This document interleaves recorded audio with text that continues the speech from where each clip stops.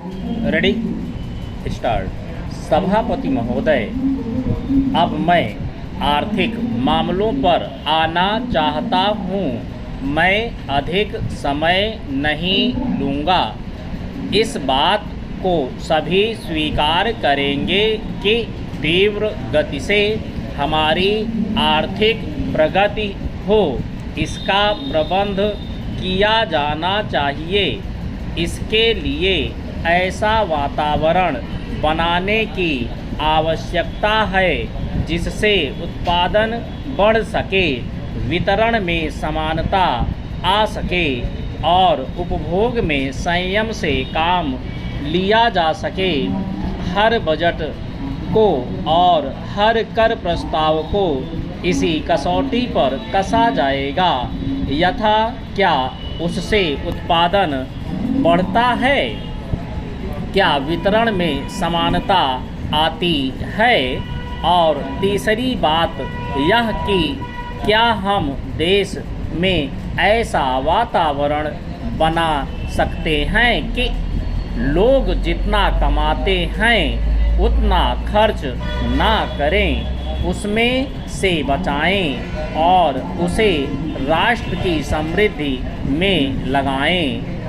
अगर इस कसौटी पर सरकार की आर्थिक नीतियां कसी जाएं तो मुझे लगता है कि उनमें पर्याप्त सुधार की गुंजाइश है। चेंज। मैं वित्त मंत्री की कठिनाई को समझ सकता हूँ। विकास की आवश्यकता अधिक धन की मांग करती है।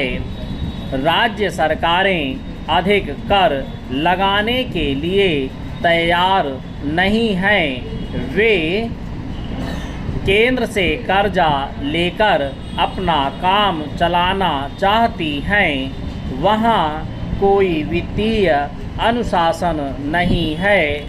यह सारा बोझा केंद्र को उठाना पड़ेगा और केंद्रीय सरकार कठिनाई में पड़ेगी। इसलिए मैं समझता और सुझाव को दोहराना चाहता हूँ कि राज्यों को इस संबंध में निर्देश दिया जाना चाहिए। संविधान के अंतर्गत केंद्र इन राज्यों को निर्देश दे सकता है कि वह अपने साधनों के अंतर्गत अपने खर्च को चलाएं। केंद्र के कर्ज पर निर्भर नहीं रहना चाहिए। विशेष परिस्थितियों में कर्जा दिया जा सकता है, लेकिन कर्जा लेकर अपना काम चलाना यह उनका स्वभाव नहीं बनना चाहिए।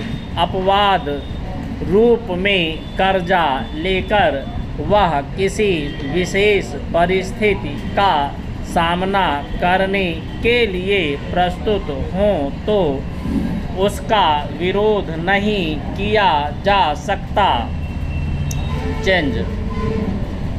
दूसरी बात यह है कि देश में सादगी और संपत्ति को उड़ाने के बजाय उसे उत्पादक कार्यों में लगाने का वातावरण बनाना चाहिए।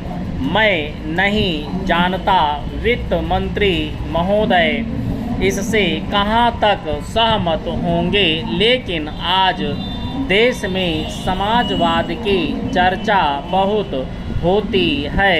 लोगों का समाजवाद की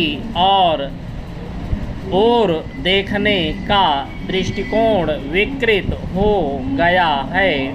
लोग हमें क्या मिलता है इस ओर ज़्यादा ध्यान देते हैं, हम कितना खर्च करते हैं इस ओर ध्यान नहीं देते हैं। समाजवाद बिना संपत्ति के अभिवृद्धि किए और बिना उसके समान वितरण के नहीं आ सकता।